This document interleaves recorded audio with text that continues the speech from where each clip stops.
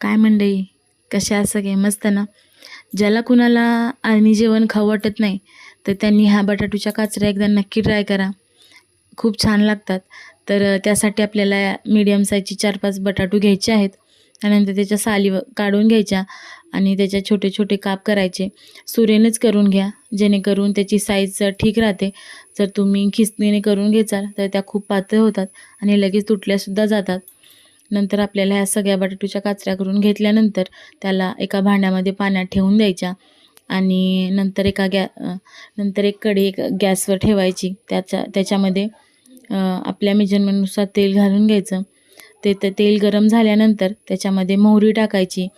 मोहरी तडतडल्यानंतर त्याच्यामध्ये जिरं टाकायचं आणि ज्या बटाट्याच्या काचऱ्या केल्या होत्या त्या पण त्यात टाकायच्या आणि ते एकदम व्यवस्थित हलवून घ्यायचं आणि थोड्या वेळ ताट ठेवून 40 ते 50% शिजेपर्यंत त्याला तसंच झाकून ठेवायचं. नंतर त्याच्यामध्ये मीठ टाकायचं.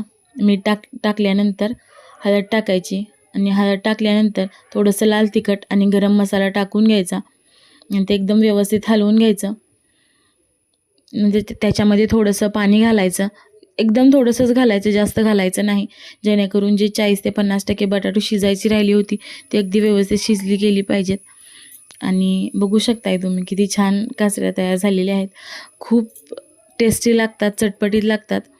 तर तुम्ही नक्की ट्राय करून बघा आणि माझ्या चॅनलला सबस्क्राईब नसेल केलं तर पटकन सबस्क्राईब करा. बाय.